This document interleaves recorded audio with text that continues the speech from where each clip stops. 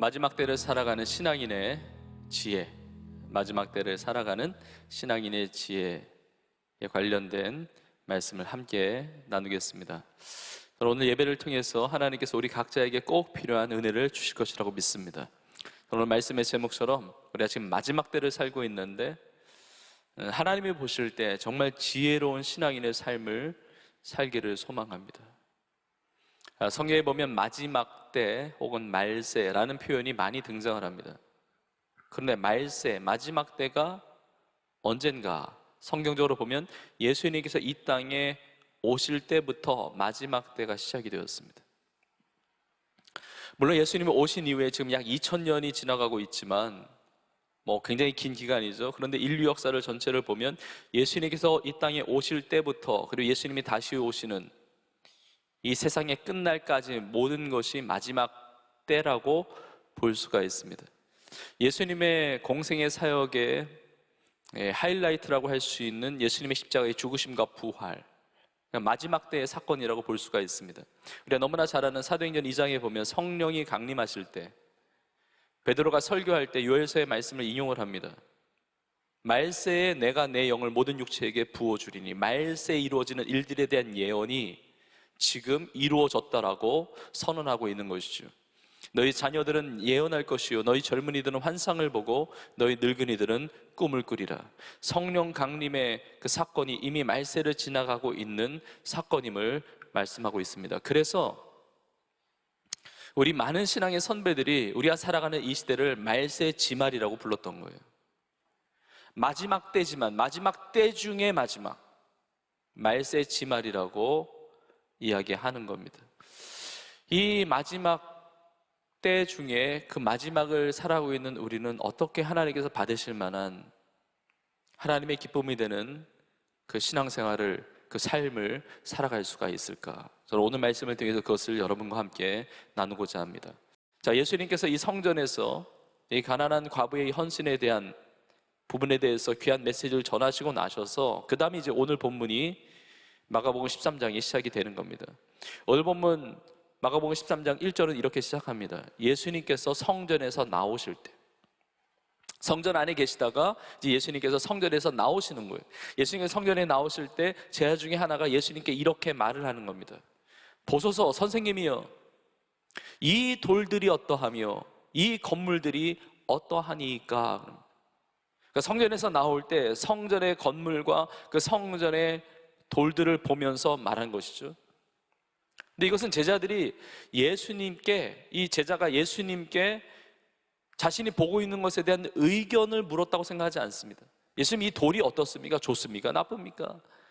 예수님, 이 건물이 어떻습니까? 이 건물이 큽니까? 작습니까? 이 의견을 묻는 것이 아니라 이 원문을 보면 감탄하면서 말하는 거예요. 예수님, 대단하지 않습니까? 이 돌이 대단하지 않습니까? 이 건물이 대단하지 않습니까?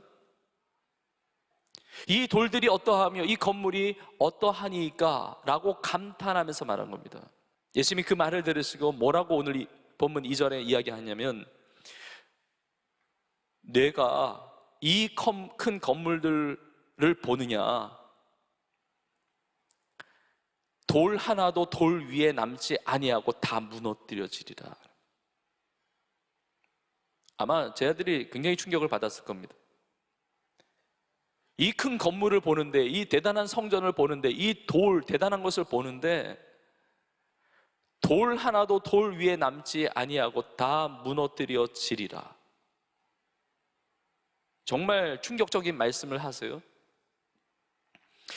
이게 얼마나 충격적으로 다가왔는지 오늘 본문에 나와 있지 않습니까? 예수님이 이제 감람산으로 이렇게 넘어가셨는데, 감람산에서 예루살렘 성전이 보이는 그곳에 이제 앉으셨는데, 베드로, 야고보, 요한, 안드레가, 그러니까 제자들 중에 대표격인 이 제자 네 사람이 예수님께 와서 조용히 묻는 거예요. 우리에게 알려달라고. 언제 그런 일이 있게 되냐고. 그리고 이 모든 일이 일어나려 할 때에 무슨 징조가 있느냐고 묻습니다. 얼마나 놀랐는지. 왜냐하면 아니, 그 돌과 이 건물을 보면 이건 무너질 수 없는 거거든요. 이게 무너진다는 것은 세상이 무너지는 것이지, 아니 세상이 무너질 때나 이게 무너지는 것이지, 마치 이 세상이 영원한 것처럼 그렇게 보이는 이 성전을, 그 건물을 보고 있었다는 거죠. 그러니까 예수님께 묻는 거예요. 도대체 언제 이 성전이 돌 하나도 돌 위에 남지 않고 무너진다는 얘기입니까? 그리고 그 무너뜨려질 때 그리고 그 징조는 무엇입니까? 라고 물었다는 거죠. 그리고 나서 예수님께서 오늘 본문에 여러 징조들에 대해서 말씀하시는데, 먼저 여러분과 나눌 것은 예수님께서 말씀하신 이 징조들이 단순히 성전이 무너지는 때와 관련된 징조만이 아니라는 겁니다. 우리 알고 있는 이 마가복음 13장은 소묵시록이라고 불려지는 장입니다. 묵시록은 계시록이랑 같은 말이에요. 요한계시록, 묵시록이에요. 우리 예전에 여러분들과 함께 다니엘서의 말씀을 매 주일마다 함께 나누었었는데, 구약의 묵시록, 구약의 계시록, 그러면 이제 다니엘서를 이야기를 하는데, 성에서 한 장을 이야기할 때 소묵시록이라고 일컬어지는 본문이 오늘 본문 마가복음 13장입니다. 단순히 성전의 최후만을 말하는 게 아니라 이 마지막 때에 대한 말씀을 하고 계십니다. 그걸 어떻게 아느냐? 오늘 보면 마가복음 13장이 마태복음 24장에도 기록되어 있는데, 마태복음 24장 3절에 이렇게 나와 있습니다. 예수께서 감람산 위에 앉으셨을 때, 오늘 본문과 동일하죠? 제자들이 조용히 와서 이르되 우리에게 이르소서 어느 때에 이런 일이 있겠사오며. 여기까지는 똑같아요, 오늘 본문하고. 그런데 이제 그 다음을 보십시오. 또 주의 임하심과 세상 끝에는 무슨 징조가 있사오리까. 그러니까 오늘 본문과 이 마태복음의 말씀을 연결하면, 이 성전이 돌 하나도 돌 위에 남지 아니하고 무너뜨려지리라, 이 말씀에 충격을 받고 언제 어느 때에 성전이 무너지고 그 징조가 무엇입니까? 이것만 질문한 것으로 여겨지는데, 그것만이 아니라 성전의 무너짐과 함께 주의 임하심과 세상 끝에는 무슨 징조가 있습니까? 라는 질문을 받으신 거예요. 그리고 예수님은 그 성전이 무너지는 그 징조와 함께 세상 끝날에 있을 징조에 대해서 오늘 본문의 말씀이 그것을 기록하고 있는 겁니다. 자, 그래서 예수님께서 말씀하시는 오늘 본문에 나와 있는 이 징조라고 하는 것은 성전의 최후에 대한 말씀만이 아니라 성전의 최후와 함께 세상의 최후를 함께 말씀하시는 이중 경고의 메시지예요. 성전이 무너지는 것과 같이 세상이 무너진다는 겁니다. 성전이 무너질 때의 그 징조가 세상이 무너질 때, 세상의 끝날의 그 징조와 흡사하다는 것이죠. 여러분, 놀라운 사실이 뭔지 아세요? 예수님께서 말씀하신 대로, 예언하신 대로 성전이 무너졌습니다. 우린 그 역사 이후를 살고 있어요. 돌 하나도 돌 위에 남지 않고 성전이 무너뜨려지리라 말씀하셨는데, 그 말씀이 역사 속에 이루어졌단 말이죠. 언제 이루어졌습니까? 주후 70년에, AD 70년에 로마 군대가, 티투스 장군이 이끄는, 그 한국말로는 디도 장군이라고도 그러는데, 티투스 장군이 이끄는 로마 군대가 와서 예루살렘을 함락하고, 그리고 성전을 진짜 돌 하나도 돌 위에 남지 않고 다 정복해버립니다. 이스라엘에 가보면 마사다 그 요새 그 유적지가 남아있는데, 마사다 전투라고 그러죠. 주 73년도에 마지막 항전을 하는, 유대인들이 로마 군대에서 마지막 항전을 하다가 이제 자결했던 그곳이거든요. 주 70년에 공격을 해서 엄청난 환란이 임한 것이죠. 약 100만 명의 유대인이 죽고, 그리고 성전이 진짜 돌 하나도 돌 위에 남지 않고 다 무너져요. 예수님의 말씀대로 그 엄청난 돌과 그 엄청난 건물들이 진짜 무너지는 겁니다. 여러분, 오늘날에도 이스라엘의 예루살렘에 가면, 예루살렘 옛 시가지 거기에 가보면 성전산, 이 성전이 있었던 그 자리에 가보면 성전이 없습니다. 이슬람 사원이 있죠. 알학사 사원이라고 하는 이슬람 사원과 황금 사원이 있는 겁니다. 그 서쪽 벽만 남아있어서 거기서 유대인들이 이렇게 기도 쪽지 같은 거 넣으면서 이게 통곡하면, 이렇게 몸을 막 흔들면서 유대인들이 기도하죠. 서쪽 벽, 통곡의 벽이라고 이야기하죠. 어떤 사람은 그걸 보면서, 아니 돌 위에 돌 하나 남기지 않고 무너진다고 그러는데 그 서쪽 벽이 남아있지 않느냐, 이렇게 하는데, 여러분, 그거는 땅이에요. 성전에 건물이 있던 그것이 아닙니다. 그게 아니고 성전을 짓는 그 땅 기반이에요. 기반의 서쪽만 남아있는 거예요. 그 땅의 서쪽이 남아있는 것이지, 그 땅 기반 위에 세워졌던 성전은 진짜 돌 하나도 돌 위에 남지 않고 다 무너졌어요. 그 돌 하나마다 금이 있다, 뭐 이런 것들이 다 퍼지면서 로마 군인들이, 그 군대가 돌 하나하나를 조사하면서 다 무너뜨렸습니다. 예수님의 예언된 말씀이 그대로 이루어진 거예요. 여러분, 우리가 보는 이 마가복음은 언제 쓰여졌냐면, 이 저작 연대가 많은 사람들이 동의하기를 주후 50년대 중후반으로 봅니다. 근데 어떤 신학자들은, 소수의 신학자들이지만 뭐 늦게 잡는 신학자들도 있는데, 그래도 70년 이전이에요. 아무리 늦게 잡아도 주후 60년대 중후반입니다. 근데 대부분의 성경학자들은 주후 50년대 중후반이거든요. 성전 무너지기 전에. 이 말씀을 읽고, 이 말씀을 묵상하고, 이 말씀을 나누었던 초대교회 성도들은 정말 무너질 것 같지 않은 그 성전을 보면서 신앙생활을 하고, 예수님이 예언하신 그 말씀 그대로 그들의 눈앞에서 성전이 돌 하나도 돌 위에 남지 않고 무너지는 것을 봤어요. 예수님의 말씀 그대로 무너질 것 같지 않은, 세상이 무너지지 않는 한은 영원할 것 같은 그 성전이 무너지는 것을 그들의 삶이 체험을 했습니다. 여러분, 예루살렘 성전이 예수님의 예언된 말씀대로 무너졌다면 세상도 무너지는 날이 곧 오게 됩니다. 주님의 말씀은 변함없이 이루어져요. 성취되는 것입니다. 근데 우리는 성전이 무너진 그 위의 시대를 살지만 아직 세상이 무너지기 전에 역사를 이루어가면서 살고 있어요. 그러나 그리를 향해서 가고 있는 겁니다. 이 세상의 모든 것들이 무너지는 그날, 예수님이 다시 오심으로 이 땅의 모든 것들이 다 무너지고 새 하늘과 새 땅, 하나님의 나라가 도래하는, 하나님의 나라가 완성되는 그 날을 향하여 역사는 진행되고 있다는 것이죠. 여러분, 우리는 오늘 하나님께서 우리에게 주시는, 주님께서 우리에게 주시는 이 마지막 때의 징조에 대해서 우리가 알아야 됩니다. 여러분, 이 마지막 때 중에 마지막을 살고 있는 우리는 그러면 어떻게 살아가야 될까? 어떻게 살아가는 것이 지혜 있는 신앙인의 모습일까? 여러분, 무엇보다 먼저 주님께서 말씀하신 이 징조에 대한 말씀을 깨달아야 됩니다. 그리고 이 마지막 때의 징조를 깨닫고, 그리고 이 마지막 때에 정말 깨어서 신앙생활을 해야 돼요. 예수님이 제자들에게 이렇게 말씀하셨습니다. 마지막 때가 되면 사람의 미혹을 주의하라. 가장 먼저 말씀하신 것이 사람의 미혹을 주의하라고 합니다. 사람들의 미혹이 있다는 겁니다. 그래서 예수님이 이렇게 말씀하세요. 많은 사람이 내 이름으로 와서 너희에게 이르되 내가 그라 하며 많은 사람을 미혹하리라. 예수님이 지금 제자들에게 뭐라고 말씀하고 있냐면, 많은 사람이 내 이름 들고 올 거야. 내 이름 들고 와가지고 너희들한테 얘기할 거야. 내가 그라고, 내가 예수라고 이야기할 거야. 그래서 많은 사람을 미혹할 거야 라고 예수님이 말씀하시는 거예요. 근데 예수님께서 말씀하시는 이 음성을 들었던 제자들의 입장에서 보면 이게 이해가 안 되죠. 왜냐하면 지금 그런 일이 벌어지고 있지 않으니까. 아니, 예수님이 계신데 누가 내가 예수라고 말할 사람이 누가 있겠어요? 예수님이 사칭하며 다닌 사람이 그 제자들 주위에 누가 있습니까? 아무도 없죠. 많은 사람이 있는 것만이 아니라 한두 사람도 없는 거예요. 예수님이 살아계셔 나와 함께 계시는데 누가 예수님을 사칭해서 와가지고 내가 예수다 라고 할 사람이 누가 있습니까? 제자들은 없는 거예요. 모르는 거예요. 그런데 예수님이 그걸 말씀하시는 거예요. 예언하시는 거예요. 마지막 때에 그런 일들이 있을 것이다 말씀하시는 겁니다. 자, 그런데 여러분, 우리가 살아가는 이 시대를 보십시오. 제가 통계를 보면서 너무 놀랐던 게 뭐냐면, 우리나라에 자칭 예수님이 그렇게 많아요. 내가 예수다, 내가 재림주다, 내가 그리스도다, 내가 메시아다, 내가 구원자다, 너무 많이 예수님을 사칭하는 너무 이단과 사이비들이 너무 많다는 거예요.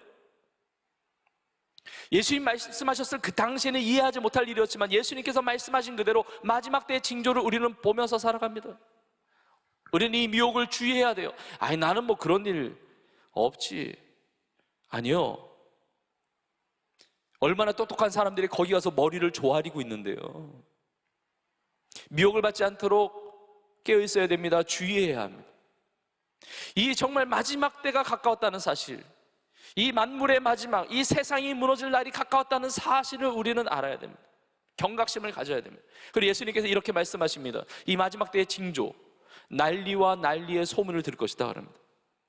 여러분, 요즘에 난리도 아니잖아요. 정말 난리가 많죠. 그럼 뭐가 난리인가? 예수님께서 대표적으로 몇 가지를 말씀하시는데, 민족이 민족을, 나라가 나라를 대적하여 일어나겠고, 그러니까 이 난리라고 하는 것은 그 안에 전쟁과 분쟁, 이 갈등들이 있는 겁니다. 민족과 민족이 민족을 향하여, 나라가 나라를 대적하며 일어나겠다고 이야기합니다. 여러분, 물론 인류 역사 가운데 전쟁이 없었던 때는 거의 없었지만, 그러나 마지막 때가 가까이 올수록 전쟁의 빈도는 잦아지고 그 전쟁으로 말미암은 파괴력은 점점 더 커지는 겁니다. 이게 마지막 때의 징조예요. 여러분, 지난 한 세기를 보십시오. 지난 20세기에 들어와서 세계 1차 세계대전, 2차 세계대전, 인류 역사 가운데 없었던 엄청난 사상자가 발생했습니다. 엄청난 파괴력을 가진 무기들이 개발이 되고 그것이 쓰여지면서 얼마나 많은 사람들이 죽었는지 모릅니다. 1차 세계대전, 2차 세계대전 끝나고 나서, 전쟁이 끝나고 나서 세상에 전쟁이 없어졌습니까? 유토피아가 왔습니까? 우리나라부터 내전을 겪었잖아요. 1950년에 발발된 우리 한국전쟁, 전쟁의 폐허가 되지 않았습니까?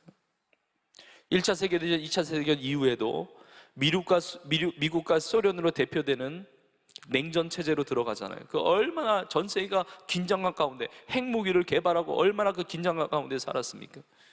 1990년대에 공산주의가 무너지고 동구권이 다 몰락하고, 여러분, 그때 많은 사람들이 이제는 세상에 평화가 오나, 유토피아가 오나 라고 기대하는 사람들이 많았습니다. 그 이후에 국지전쟁, 민족과 민족을 향하여 나라가 나라를 대하는 많은 전쟁과 갈등, 분쟁이 얼마나 많았는지 모릅니다. 우린 그러한 시대를 지금 살고 있습니다. 뭐 옛날 얘기가 아닙니다. 여러분, 우리가 지금 겪고 있는 지금 지구상에서, 이 세상에서 이루어지고 있는, 이 시대 가운데 이루어지고 있는 일들이잖아요. 러시아와 우크라이나의 전쟁이 지금 소용돌이 치고 있습니다. 뭐 옛날 뉴스도 아닙니다. 지난 주간에 있던 뉴스예요. 며칠 안 됐습니다. 북한에서 러시아에 파병을 하고 하마스와 이스라엘 간의 전쟁이 작년에 터져서 그게 언제 끝날 기미를 보이지는 않습니다. 레바논의 헤즈볼라와 이란까지 개입을 하면서 확전의 양상을 보이고 있는 위기 가운데 있습니다. 세계 G2라고 여겨지는 미국과 중국의 그 경제적인 패권, 그 경쟁 속에 대만 해협의 그 전쟁의 그 위기가 계속 지금 고조되고 있고, 지금 멀리 갈 필요가 없이 우리나라가 지금 남과 북으로 분단되어 있는데 이 전쟁의 이 위협감과 이 압박감이 계속 늘어나고 있습니다. 뭐 옛날 뉴스가 아니잖아요. 지난주가 아니잖아요. 남과 북을 연결하는 도로가 폭파가 되고, 제가 얼마 전에 고성에 있는 통일전망대 어떤 모임이 있어서 거기 통일전망대 가서 북녘땅을 바라보면서 기도했거든요. 금강산을 바라보면서 기도하고 내려왔는데, 제가 눈으로 보고 온 그 도로가 뉴스상에서 폭파되는 장면을 보고 얼마나 큰 안타까움이 있는지 모릅니다. 여러분, 전쟁이 아니라 하나님께서 이 나라 민족을 지켜주셔서 평화의 나라가 되고 복음적인 통일의 문을 하나님께서 열어주시기를 간절히 소망합니다. 하나님께 의지해야 돼요. 하나님 앞에 나아가야 합니다. 그러나 우리가 보는 이 시대가 정말 마지막 때를 향해서 나아가고 있다는 사실을 우리는 인정해야 돼요. 정말 분별해야 됩니다. 깨어 있어야 됩니다. 예수님께서 말씀하신 마지막 때의 징조, 또 말씀하시는 것이 곳곳에 지진이 있고 곳곳에 기근이 있을 것이라고 이야기합니다. 물론 인류 역사 가운데 많은 지진이 있었지만 지금 통계가 그것을 보여줍니다. 지금 세월이 갈수록, 지금 날이 갈수록 계속해서 지진의 빈도가 잦아지고 있어요. 그리고 지진의 강도가 강해지고 있습니다. 여러분, 이렇게 전 세계가 인류 문명이 발달하면 굶어 죽는 사람이 없어야 되잖아요. 기근이 있다는 겁니다. 멀리 갈 것 없이 우리 북녘 땅에 있는 우리의 혈육들, 동족들, 지난 수십 년 동안에 수백만 명이 아사했습니다. 굶어 죽었어요. 전 세계 많은 지역에서 먹지 못해서 굶어 죽는 사람들이 너무나 많습니다. 어린아이도 영양실조가 너무 많고요. 마지막 시대의 징조라는 사실을 알아야 됩니다. 또 예수님께서 징조에 대해서 이렇게 말씀하세요. 사람들이 너희를 공회에 넘기겠고, 그리고 회당에서 매질하겠으며, 그리고 나로 말미암아 너희가 권력자들과 임금들 앞에 서리라 그럽니다. 나로 말미암아, 예수 그리스도 때문에, 예수 그리스도를 믿는 그 신앙 때문에 신앙에 박해가 있다는 겁니다. 이 마지막 때의 징조, 신앙의 핍박, 신앙의 박해가 있다는 겁니다. 여러분, 그런 의미에서 우리가 이렇게 예배드릴 수 있는 것, 특별한 하나님의 은혜입니다. 정말 특별한 하나님의 은혜예요. 우리가 예배 드린다고 누가 잡아갑니까? 성경책 들고 다닌다고 누가 뭐라고 합니까? 잡아갑니까? 뭐 국가적인 민족적인 탄압이 있습니까? 내가 하나님 아버지의 이름을 부르면서 기도한다고 추방당합니까? 그러지 않잖아요. 우리는 또 전도할 수 있잖아요. 예배할 수 있잖아요. 기도할 수 있잖아요. 찬양할 수 있잖아요. 내가 개인적으로 성경 묵상하고 함께 모여서 예배하고 교제할 수 있잖아요. 여러분, 이것은 특별한 하나님의 은혜예요. 특별한 하나님의 은혜입니다. 이것이 전 세계에 다 이루어지는 일이 아니라는 사실을 알아야 됩니다. 이런 몇십 킬로 떨어진 북녘 땅에 있는 우리의 혈육들, 그 성도들, 여러분, 예수님을 믿는다는 이유로 감금이 됩니다. 처형을 당합니다. 성경책을 들고 다닐 수가 없습니다. 자유롭게 복음을 전할 수가 없습니다. 예배할 수 없습니다. 전 세계 많은 지역에서 복음을 전파하면 선교사님들 추방당합니다. 예수를 믿는다는 이유 때문에 가정에서 쫓겨갑니다. 돌을 맞습니다. 죽임까지 당합니다. 순교당합니다. 우리가 하나님의 특별한 보호하심 아래에 이 신앙의 자유를 가지고, 예배의 자유를 가지고, 복음을 전파하는 이 자유를 가지고 살고 있다고 해서, 이 풍요로움과 이 안락함 가운데 살고 있다고 해서 절대로 잠들어 있어서는 안 된다는 것이죠.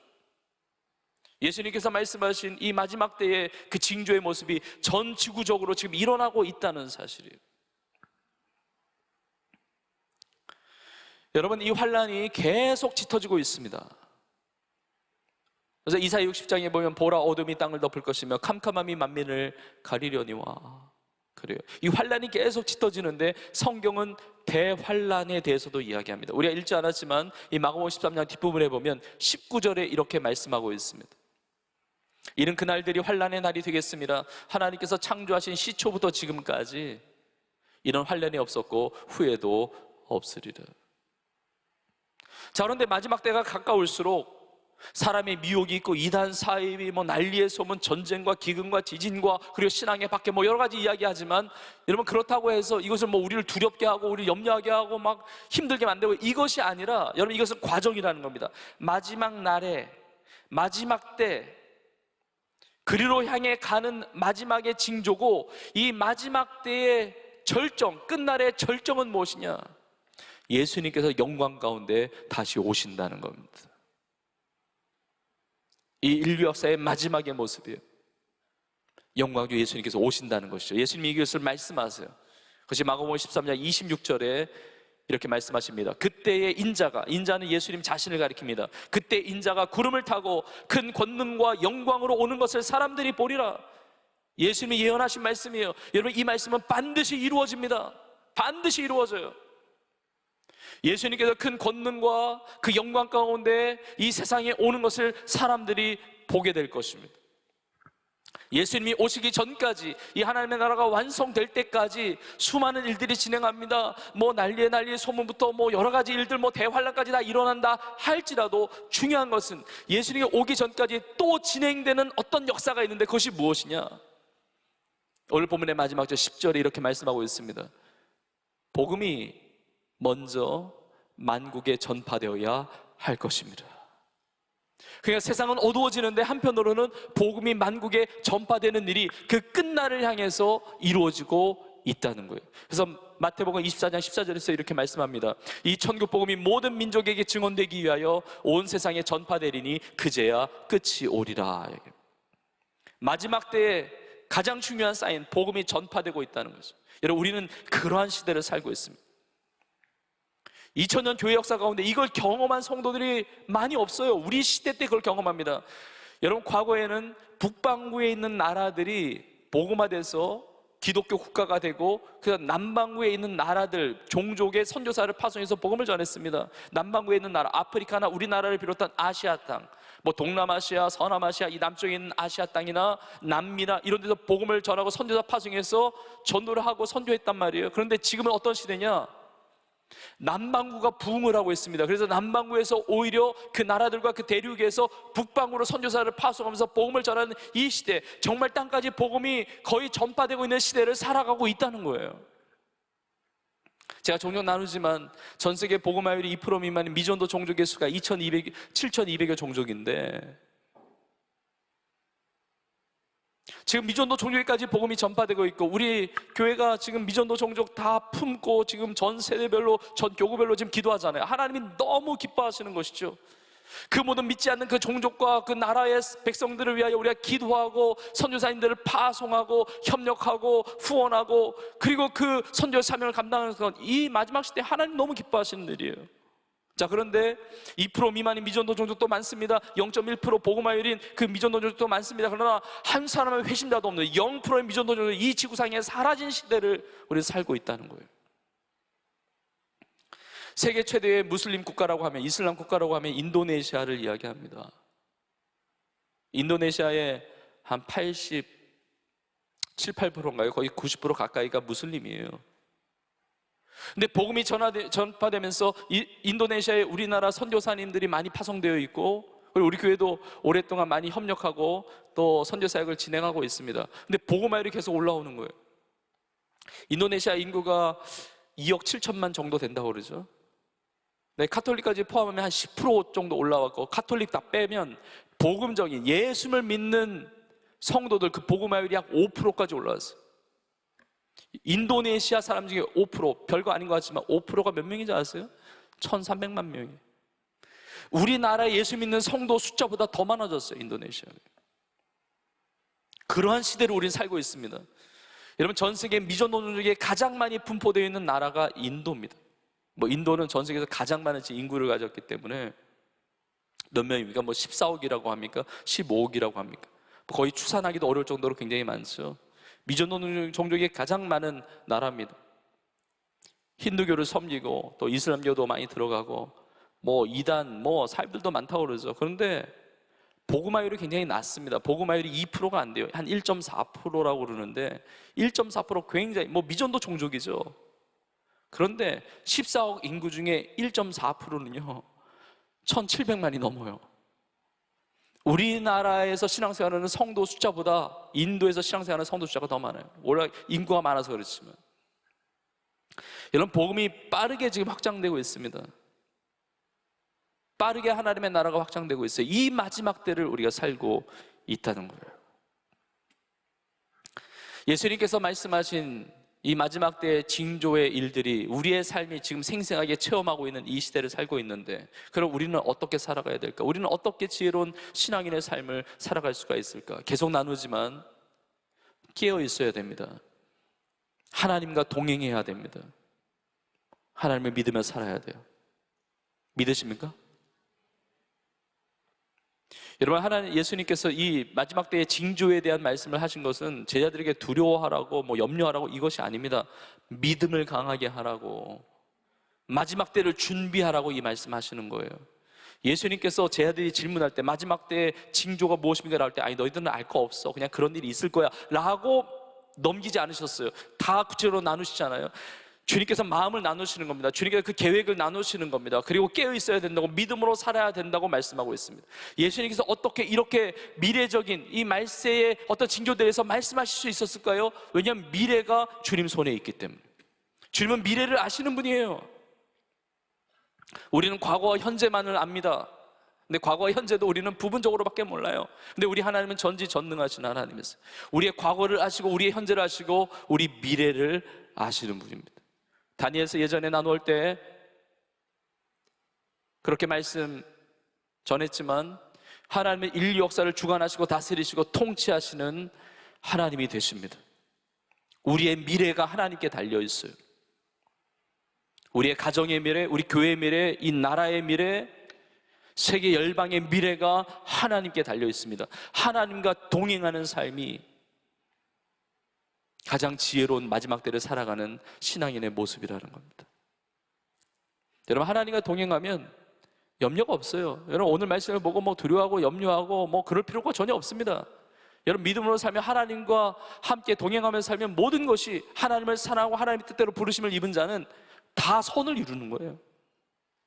그래서 로마서 8장 28절에 말씀하죠. 우리가 알거니와 하나님을 사랑하는 자, 곧 그의 뜻대로 부르심을 입은 자들에게는 모든 것이 합력하여 선을 이루느니라. 모든 것을 합력하여 선을 이루실 줄로 믿습니까? 하나님을 사랑하십시오. 여러분, 하나님의 부름을 받은 자들입니다. 구약의 시대 때 환난을 당했지만 하나님과 동행함으로 형통한 인생을 살았던 인물 중에 요셉이 있습니다. 창세기에 보면 요셉은 형들의 악으로 말미암아 환난을 받았습니다. 요셉이 괜히 형들의 그 죄 때문에, 형들의 악 때문에 애굽의 노예로 팔려가게 되고 환난당한 인생 아닙니까? 그런데 하나님과 동행함으로 그 인생은 형통했습니다. 보디발의 집에 있든지 감옥에 들어가서 환난을 당하든지 아니면 애굽의 총리가 되든지 상관없어요. 여러분, 우리가 하나님과 동행하면 이 시대에, 이 세상이 얼마나 많은 난리와 얼마나 많은 환난과 아무 상관없습니다. 그걸 다 뚫고 승리하는, 형통하는 성도의 삶으로 쓰임받는 거예요. 요셉을 팔아넘기고 그렇게 악을 행했던 형들을 나중에 요셉이 만나는데, 요셉이 형들에게 뭐라고 얘기했는지 아세요? 창세기 50장 20절에 이렇게 고백합니다. 당신들은 나를 해하려 하였으나 하나님은 그것을 선으로 바꾸사 오늘과 같이 많은 백성의 생명을 구원하게 하시려 하셨나니. 악이 있지만, 환난이 있지만 하나님은 하나님과 함께하는, 동행하는 믿음의 사람이었던 요셉, 그 악을 선으로 바꾸시는 거예요. 여러분, 하나님은 우리가 하나님과 동행할 때, 하나님을 의지하고 깨어 있을 때 모든 것을 전화위복시키시는 역전의 하나님이 되신 줄 믿습니다. 모든 악을 선으로 바꾸세요. 그리고 이 모든 것을 통해서 이 땅의 백성들을 구원하게 하시는 하나님의 계획을 이루었다고 고백하고 있는 겁니다. 여러분, 그런 은혜를 누리는 우리 모두가 될 수 있기를 주님의 이름으로 축복합니다. 자, 그렇다면 이 마지막 때 하나님과 동행하면서 깨어 살아야 되는데, 이제 구체적으로 어떤 삶을 이야기하느냐, 제가 짧게 세 가지를 짧게 여러분과 함께 나누고자 합니다. 여러분, 꼭 기억하십시오. 마지막 때를 살아가는 지혜로운 신앙인의 삶, 구체로 첫 번째는 말씀으로 살아야 됩니다. 저 한번 따라해 보시겠습니까? 말씀으로 살아야 한다. 자, 오늘 본문에 말씀으로 살아야 하느니라 라고 직접적으로 나와 있지는 않지만 오늘 말씀에 주님께서 주시는 메시지가 이것이 강력하게 포함되어 있습니다. 왜냐하면 예수님은 제 아들에게 말씀하고 계세요. 제 아들은 예수님의 말씀을 들어야 합니다. 예수님의 말씀을 통해서 말씀의 징조를 알아야 돼요. 깨달아야 돼요. 그리고 예수님께서 마지막 때의 징조 첫 번째로 말씀하시는 것이 사람의 미혹을 받지 않도록 주의하라는 거거든요. 많은 사람들이 와서 말해 준다는 겁니다, 우리에게. 여러분, 믿음은 들음에서 나는데 우리 신앙인의 삶은 사람의 입에서 나오는 말로 사는 것이 아니라 하나님의 입에서 나오는 말씀으로 사는 인생인 줄로 믿습니다. 사람이 떡으로만 사는 것이 아니요 오직 하나님의 입으로 나오는 모든 말씀으로 사는 것이니 하나님과 동행하는 삶, 말씀을 붙들고 살아야 돼요.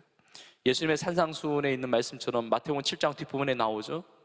비가 오고 창수가 나고 그리고 바람이 불 때 말씀 없는 인생, 말씀을 행하지 않고 지켜 행하지 않는 인생은 다 무너지고 쓸려가는 겁니다.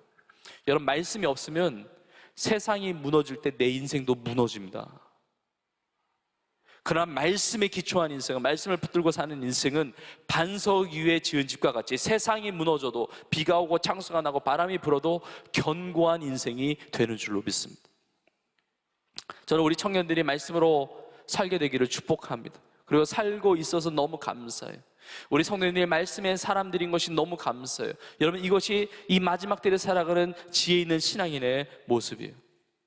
지금 매주마다 성경 필사 이렇게 완성하신 분들 계속 제가 기도를 해드리고 있는데, 교회에서 제분을 해드리고, 지난 주간에도 권사님 몇 분을 이렇게 기도해드렸는데 한 권사님은 이번에 코로나 이후에 성경 필사를 3번을 완성하셨어요. 네, 코로나 이후에 여러분 성경 필사를 창세기부터 요한계시록까지 다 쓴다는 것, 통독도 귀하고 다 귀하지만 여러분 성경을 쓴다는 거 이게 쉽지 않잖아요. 이게 굉장히 어려운 겁니다. 그런데 말씀을 묵상하고 이걸 쓴다는 건 너무 귀하잖아요. 3번째 썼어요. 근데 한 권사님은 2번째 성경 필사를 완성했는데 70이 넘으신 70대 중반의 노 권사님이신데 이 첫 번째 필사를 할 때 너무 큰 은혜를 받으셔가지고 2번째 필사를 하셨는데 2번째 필사 기간이 얼마나 걸렸느냐, 여러분 놀라지 마세요. 65일 만에 완성했어요. 네, 놀라지 말라고 별로 놀라지도 않으시는데, 통독도 어려운데 필사를 성경 전체가 1180여 장으로 되어 있는데 2달 남짓 완성을 하려면요 하루에 10시간 이상씩 하지 않으면 불가능합니다. 거의 불가능합니다. 사실 10몇 시간씩 해야 돼요. 근데 그 권사님이 이렇게 얘기하시는 거예요. 목사님, 제가 성경 필사만 한 게 아니고 할 거 다 했습니다. 그러는 거예요. 복지관에 가서 일하고 봉사하고 교구에서 아우니치하고 또 전도하고 보니 양육하고 할 거 다 했다는 거죠. 그리고 정말 마음을 다해서 여기에 집중을 해서 성경 필사 완성했다는 거예요. 저한테 그러는 거예요. 목사님, 근데 글씨는 좀 엉망이에요. 제가 보니까 글씨가 엉망은 아니더라고요. 근데 글씨가 날아가더라고요. 근데 날아가는 글씨가 아름다워 보이더라고요. 이 말씀에 대한 이 사모함을 가지고 이걸 쓰는데 그거 누가 숙제낸 거 아니잖아요. 반드시 65일 만에 맞춰야 된다 한 거 아니잖아요. 근데 이게 부담이나 짐이나 막 힘든 게 아니라 너무 기쁘고 너무 행복하다는 거예요. 너무 행복하다는 거예요. 남편 집사님이 같이 오셨습니다. 남편 집사님이 얼굴이 해와같이 밝아요. 그 부부가 얼마나 신앙생활을 열심히 하고 귀하게 하고 계시는지. 그럼 아내 되는 권사님이 성경 필사할 때 남편은 뭐 합니까? 본인의 방에서 뭔가 했다는 거예요. 이 권사님이 다 썼다 그러는데 방 안에서 나도 다 했다 이런 얘기가 들렸다는 거예요. 그래서 당신은 뭐 했냐고 그랬더니 이 권사님이 65일 동안 성경을 필사하는 동안에 이 집사님은 성경을 통독을 하신 거예요. 뭐 그 같은 시간은 아닐지라도 필사하고 통독하고 너무 귀한 이 말씀의 삶을 사는 겁니다. 근데 제가 더 감동이 되고 도전이 되고 정말 은혜가 됐던 건 뭐냐면 이 권사님이 예전부터 성경 암송을 꾸준히 해왔다는 거예요. 그리고 성경 필사를 완성하고 나서 교회에서 제본하는데 좀 몇 개월 걸리거든요. 시간이 걸리거든요. 그때 과거에 암송했던 말씀을 또 암송을 하고 지금 새롭게 암송을 한다는 거예요. 근데 이 권사님이 이제 목사님을 만나서 이제 기도받는다는 마음이 이제 뿌듯한 마음에 이 권사님이 본인이 암송하는 말씀을 다 뽑아가지고 온 거예요. 제가 봤는데 너무 감동이 되더라고요. 요한복음 전체를 암송하시더라고요. 요한복음 1장 1절부터 요한복음 21장까지 보니까 절수가 안 적혀 있어요. 보니까 처음부터 끝까지 그냥 통으로 암송하는 거예요. 뭐 여러분은 그게 다 기본이니까 별로 반응이 없지만, 하여튼 요한복음에서 장절 뭘 이게 한 게 아니라 통으로 암송을 하고, 로마서 3장 전체, 5장 전체, 8장 전체 다 암송해요. 제가 이제 다음 주에 2주간 새생명 축제를 하게 되는데, 제가 복음을 전할 때 아마 복음의 아주 핵심 구절들 중에 로마서에 해당되는 말씀이 많이 있는데요, 로마서 3장 몇 절, 이게 아니라 3장 전체, 5장 전체, 8장 전체, 그리고 다른 성경의 본문 아예 장들을 암송하는 거예요. 이 권사님의 꿈이 뭐냐? 목사님, 저는요 주님 앞에 서는 그날까지, 주님이 데려가시는 그날까지 비전 선교사로 전도하며 사는 것인데, 만약에 내가 잠들었을 때 밤에 주님이 저를 데려가시면, 혹은 밤에 주님께서 오신다면 꿈에서라도 성경을 암송하다가 주님 만나는 게 저의 기도 제목이에요. 그럼 전 말씀을 준비하면서 생각을 했습니다. 이렇게 말씀을 붙들고 사는 인생에 사람의 미혹에 틈이 있을까? 세상에 난리에 소문과 엄청난 환란이 있다 할지라도 아무 상관이 없는 거죠. 말씀을 붙들고 사니까 그냥 승리의 역사로 그냥 진행되는 거예요. 영광 중에 내 사모하는 주님, 내 사랑하는 주님, 영광 중에 다시 오실 주님을 만나고 칭찬받는 인생이 되는 겁니다. 우리의 말씀을 가까이 하는 삶은 다 다양할 수 있어요. 큐티하는 겁니다. 가정 예배 드리는 겁니다. 말씀으로 구역 예배 드리는 거예요. 말씀을 이렇게 주일마다 말씀을 듣고 은혜를 받고 그 말씀을 실천하며 적용하며 사는 것이죠. 여러분, 마지막 때 주님이 다시 오시는 그날까지 말씀으로 충만한 인생을 살 수 있기를 주의 이름으로 축복합니다. 말씀 충만과 함께 두 번째로 성령 충만이에요. 여러분, 성령 충만은 말씀 충만 없이 될 수가 없고, 기도 없이 성령 충만할 수가 없어요. 여러분, 성령의 지혜로운 인생에 대해서 여러 구절들을 말씀하고 있는데, 대표적으로 에베소 5장 15절부터 17절까지 이렇게 말씀하고 있습니다. 그런즉 너희가 어떻게 행할지를 자세히 주의하여 지혜 없는 자 같이 하지 말고 오직 지혜 있는 자 같이 하여, 뭐라고 말씀합니까? 세월을 아끼라, 때가 악하니라. 그러므로 어리석은 자가 되지 말고 오직 주의 뜻이 무엇인가 이해하라 그럽니다. 세상을 살아갈 때 어리석게 살아가는 인생이 있고 지혜로운 인생이 있는데, 지혜로운 인생의 특징은 세월을 아낀다는 겁니다. 왜 세월을 아껴야 되느냐? 세월이 한정되어 있기 때문에 그래요.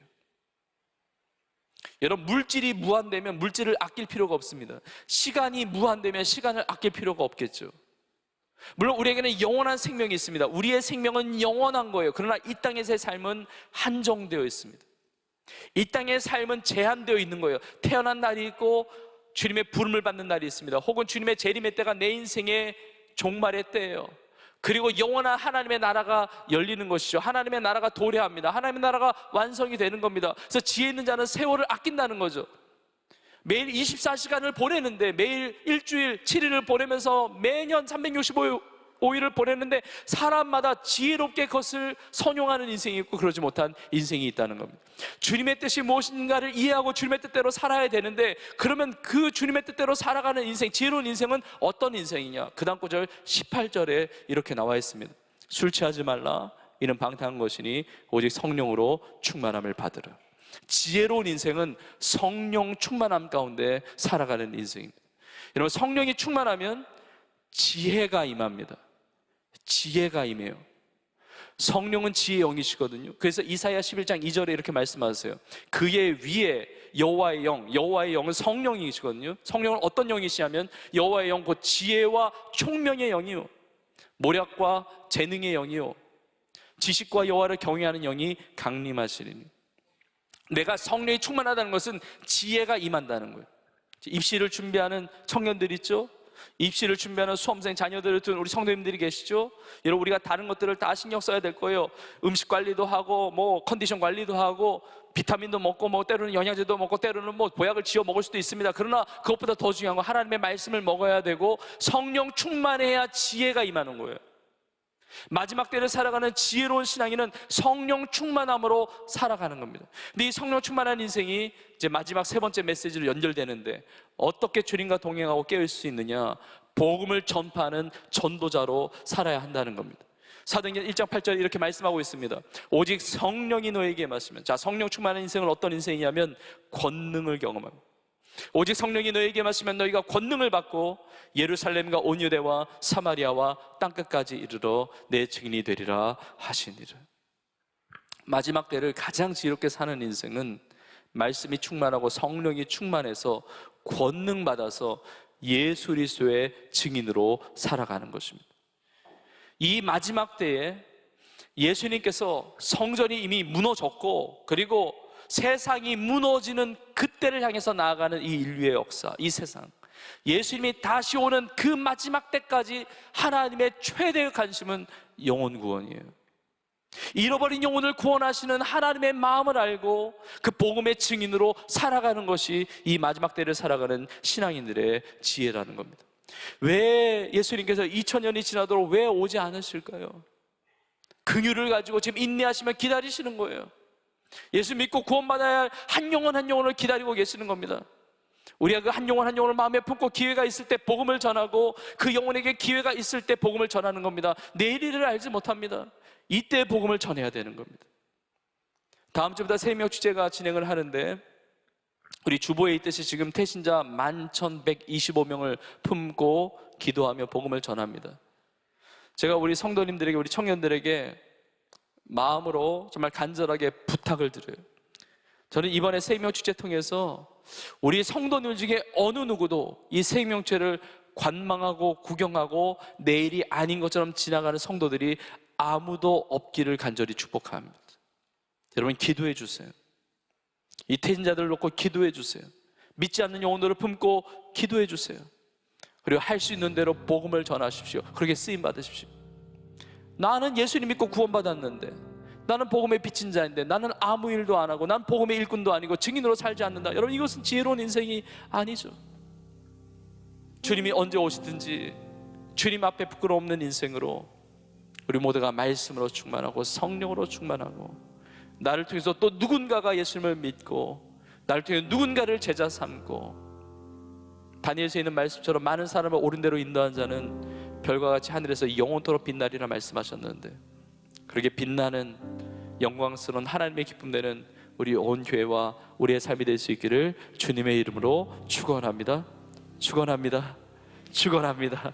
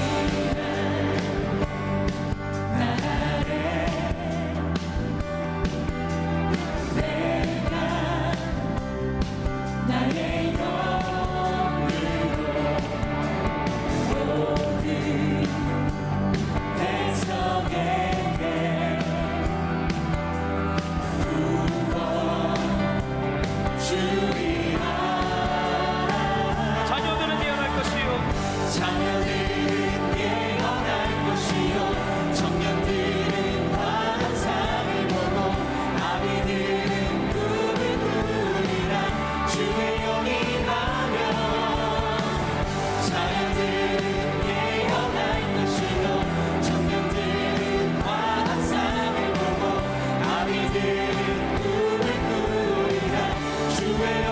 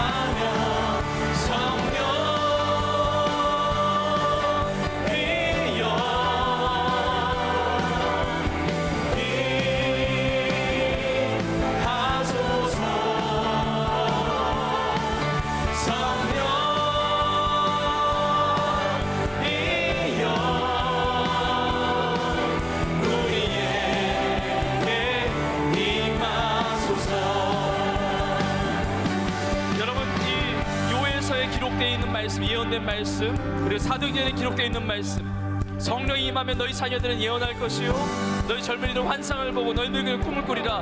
이 약속의 말씀을 여러분 믿으십니까? 우리 비전 예배가 우리 대학 청년들 중심으로 드리는 예배지만 우리 전 세대가 있어요.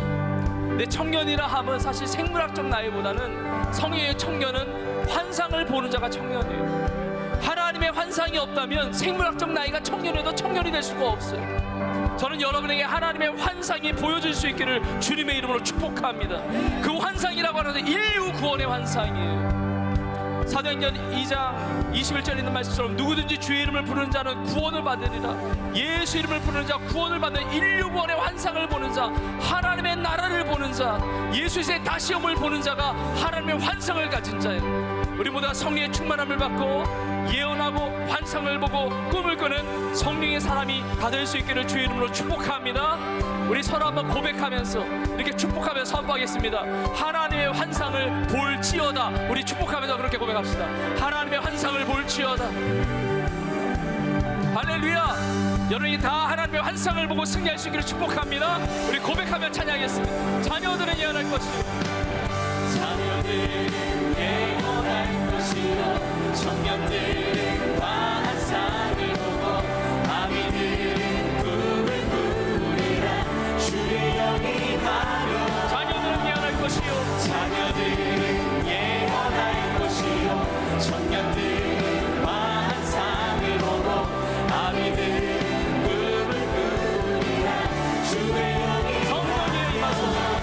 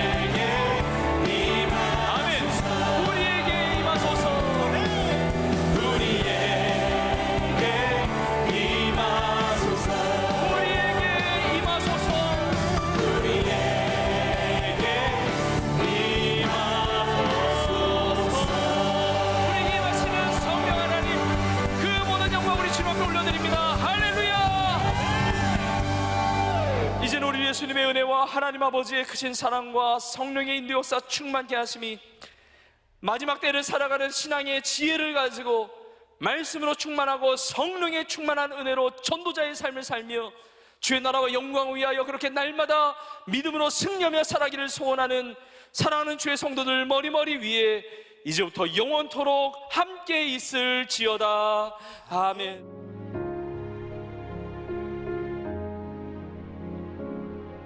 지금은 선교 헌금 시간입니다.